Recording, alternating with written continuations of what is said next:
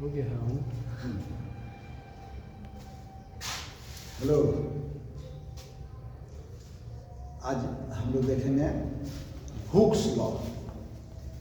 आपको 11th में properties of matter है, तो properties of mechanical properties of solid मतलब ठोस के यांत्रिक गुण है प्रत्यास्थता पर इलास्टिसिटी, उसी में आपको हुक्स लॉ मिलेगा। प्रत्यास्थता वगैरह हम लोग देखे हैं, हुक्स लॉ देखिए। हुक्स लॉ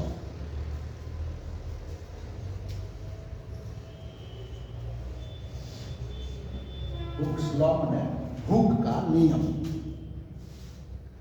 देखिए, हुक महोदय कहते हैं, रॉबर्ट हुक, वही रॉबर्ट हुक ने ये लॉ भी दिया और इन्होंने कहा हुक्स लॉ है कम विरूपण के लिए प्रतिबल विकृति के समानुपाती होता है। कम विरूपण के लिए प्रतिबल विकृति के समानुपाती होता है।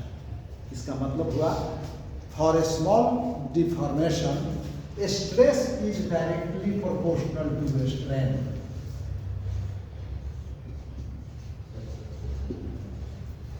प्रतिबल विकृति के समानुपाती होता है और इसको आप कह सकते हैं stress upon strain is equal to constant. प्रतिबल और विकृति का अनुपात नियत होता है। इस अनुपात को हम लोग प्रत्यास्थता गुणांक मॉडुलस ऑफ इलास्टिसिटी कहते हैं। इस ये कांस्टेंट मॉडुलस ऑफ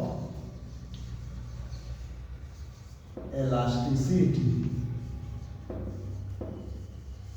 कहते हैं और हिंदी में इसको प्रत्यास्थता गुणांक कहेंगे। प्रत्यास्थता गुणांक, ये हुक्स लॉ यही हो गया। ठीक है, अब आप जानते हैं कि ये विकृति है, प्रतिबल है। प्रतिबल और विकृति, विकृति 3 प्रकार के होते हैं। कम से कम आप 3 प्रकार देखिए। एक अनुदैर्घ्य विकृति, दूसरा आयतन विकृति और तीसरा अपरूपण विकृति।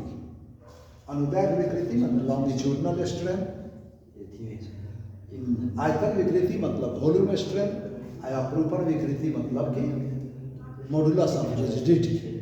ठीक है, शियरिंग स्ट्रेन उसको कहते हैं, शियरिंग स्ट्रेन। तो हुक लॉ तो यही हो गया। अब स्ट्रेन पर ये मॉडुलस ऑफ इलास्टिसिटी स्ट्रेन के अनुसार 3 प्रकार का हो गया। पहला है Young's modulus of elasticity,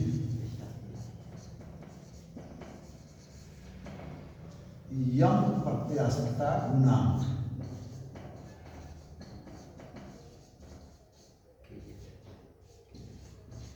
Young प्रत्यास्थता गुणांक। अब ये यंग भी एक साइंटिस्ट का नाम था। यंग महोदय कहे उसी हुक्स लॉ में कि कम विरूपण के लिए स्ट्रेस लॉन्गिट्यूडनल स्ट्रेन के समानुपाती होता है। मतलब कि प्रतिबल अनुदैर्घ्य विकृति के समानुपाती होता है। तो इसके अनुसार ही ये यंग कम विरूपण के लिए स्ट्रेस और ये लॉन्गिट्यूडनल स्ट्रेन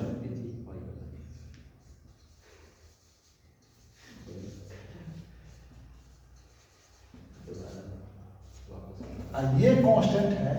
इस कांस्टेंट को हम लोग यंग्स मॉडुलस ऑफ इलास्टिसिटी कहते हैं।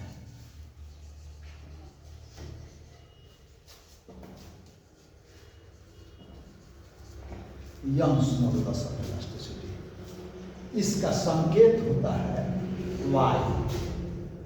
मतलब ये हो गया कि कम विरूपण के लिए फॉर ए स्मॉल डिफॉर्मेशन प्रतिबल और अनुदैर्घ्य विकृति का अनुपात नियत होता है और इसे हम लोग यंग्स मॉडुलस ऑफ इलास्टिसिटी कहते हैं।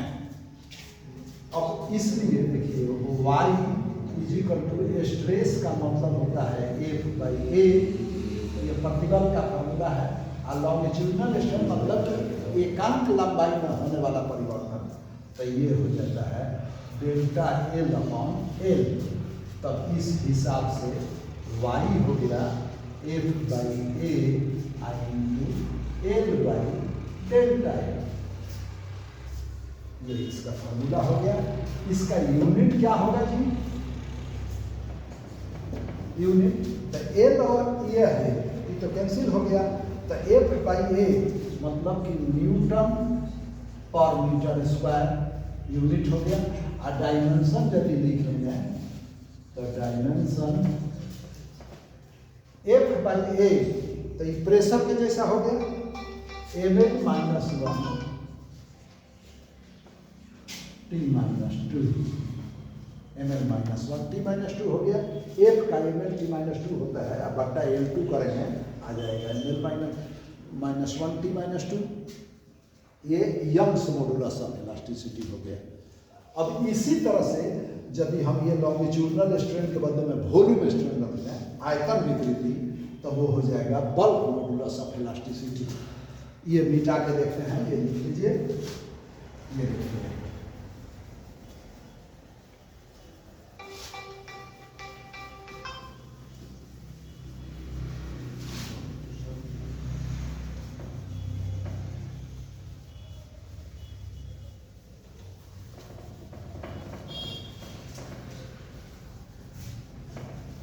ये हो गया 2 नंबर में bulk modulus of elasticity.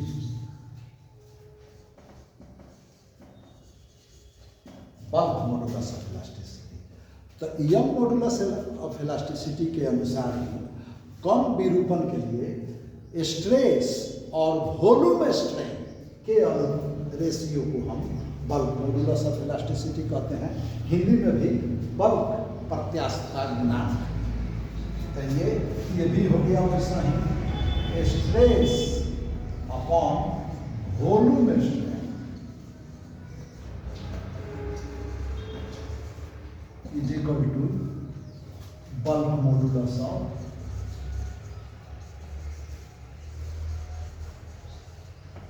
Elasticity. Bulk modulus of elasticity हो गया। इसका सिंबल K होता है, इसको आयतन प्रत्यास्थता गुणांक भी कहते हैं। बल्क साइंटिस्ट का नाम है, तो बल्क उनके नाम पर बल्क मॉडुलस ऑफ लगाना था। आयतन प्रत्यास्थता मॉडुलस ऑफ इलास्टिसिटी का तो प्रत्यास्थता गुणांक है, तो आयतन प्रत्यास्थता गुणांक। तो इस हिसाब से देखिए, इस K का भी स्ट्रेस का मतलब हो गया F/A, और वॉल्यूम स्ट्रेन का मतलब हो गया डेल्टा V/V।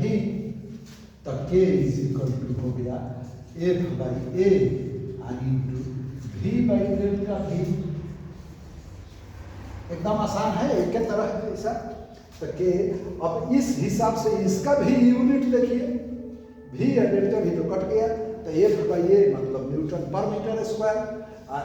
इसका डायमेंशन रखेंगे तो इतना ही हो गया, ml माइनस 1 T माइनस 2। ये बल्क मॉडुलस ऑफ इलास्टिसिटी हो गया। अब इसी तरह से तीसरा देखिए, तीसरा में इसको मॉडुलस ऑफ रिजिडिटी कहते हैं। Modulus of rigidity,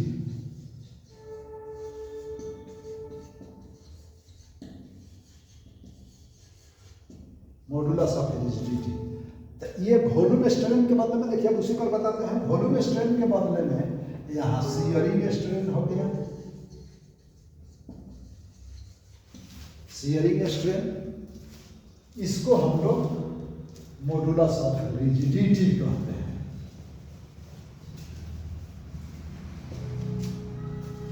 modulus of rigidity.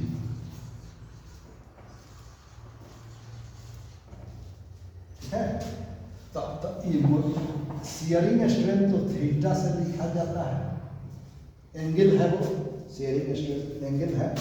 अब तीनों प्रकार का स्ट्रेन हम पिछले क्लास में देखे हैं, उसको देख लेना होगा, इन पर देखिए। और लेकिन फाइनली एफ बाई ए आया theta delta L by L ही हो जाता है, उसमें देखे हैं हम लोग। तो यह हमारा एल बाई डेल्टा एल हो गया। छोटा सा वीडियो है एकदम।